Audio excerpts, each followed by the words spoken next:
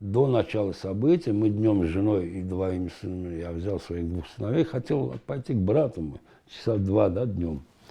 Ну, вышли мы уже, выходим с микрорайона буквально, и женщина, азербайджанка, вышла нам навстречу, говорит, я вас прошу, говорит, да, говорит, не иди, да, Ишхан, я тебя знаю хорошо, говорит, твоя жена, говорит, не выходи из микрорайона, выйдешь, говорит, сразу убьют. Говорит. Они, говорит, уже начали убивать.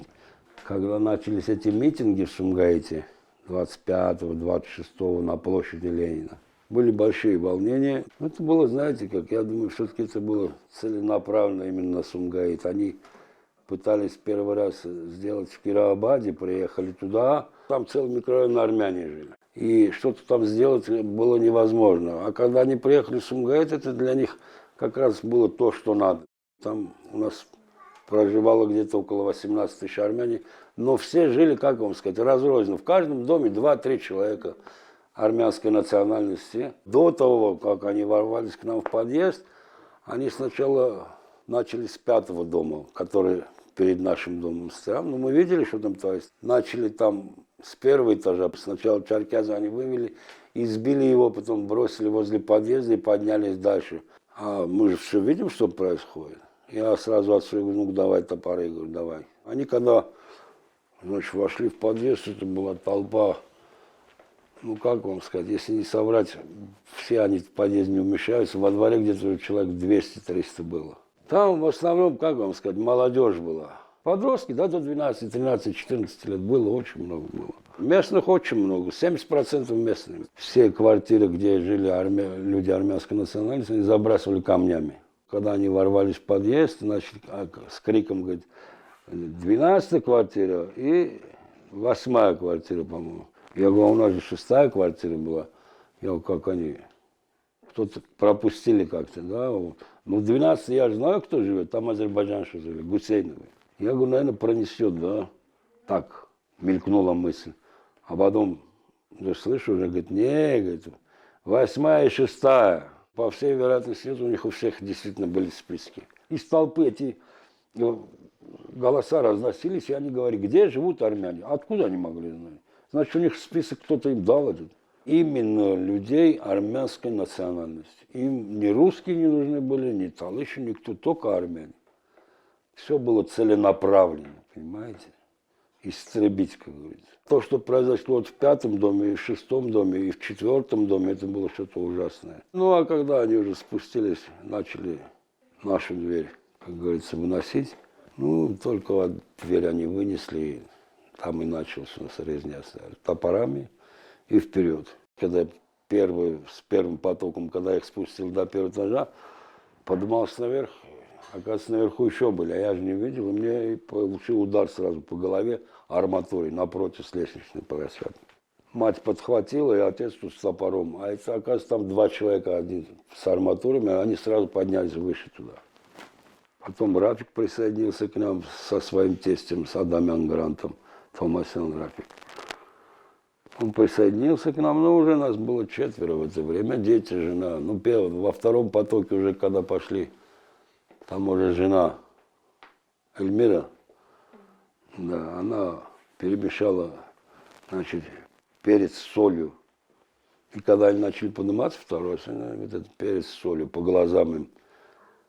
Все в глаза, у них щипит глаза, и все вниз обратно. Потом они через балкон начали лезть уже. Вот как сейчас, помнишь, на балконе, когда я подходил, вышел, подошел так, через комнату прошел, смотрю, чья-то рука, я прямо по руке вот так топором.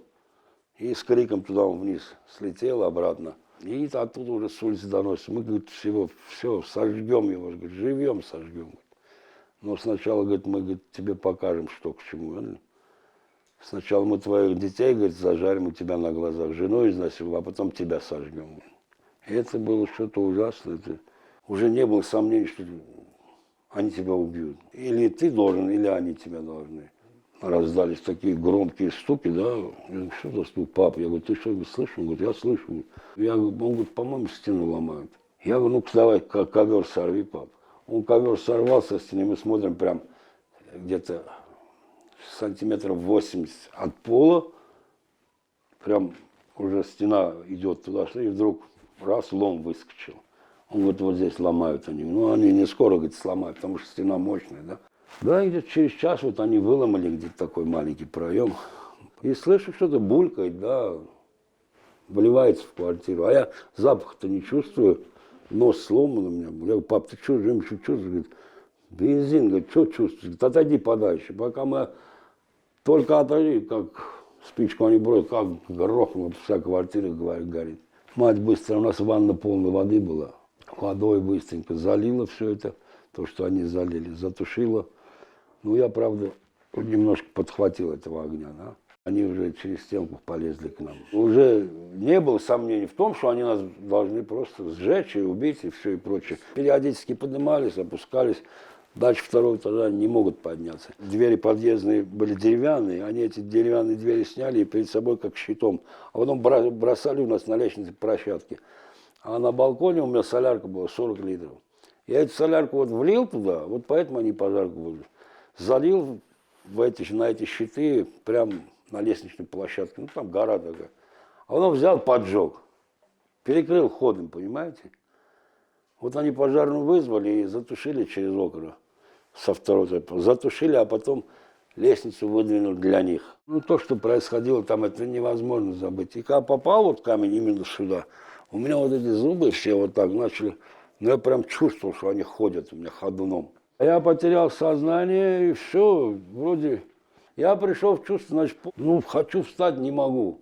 А меня как бы, знаете, как током как будто пробило. Гробовая тишина. Может, мне кажется, может, я не живой, мне так кажется. В общем, кое-как я вылез из-под этих одеялов и матрасов, подошел к двери 5-й квартиры. У меня же топор в руках опять, вы понимаете?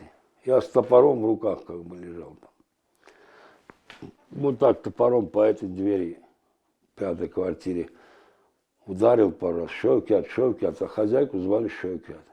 Оказывается, Эльмира с детьми там, она не слышала нас, понимаете? С детьми она сидела там под ковром.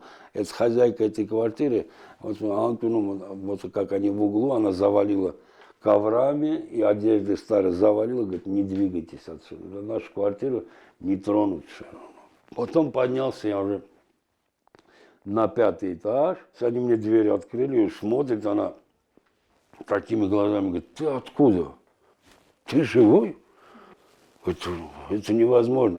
Я говорю, ну видишь, живой, да. И она вызвала милицию. И тут приехали и военные, и начальник милиции, в общем, живой человек с матерью. Приезжайте, говорит, армяне, говорит, забирайте их. Приезжает начальник милиции, какой-то военный полковник. Это 2-й час ночи был уже. Военный говорит, сынок, говорит, мы разберемся, говорит.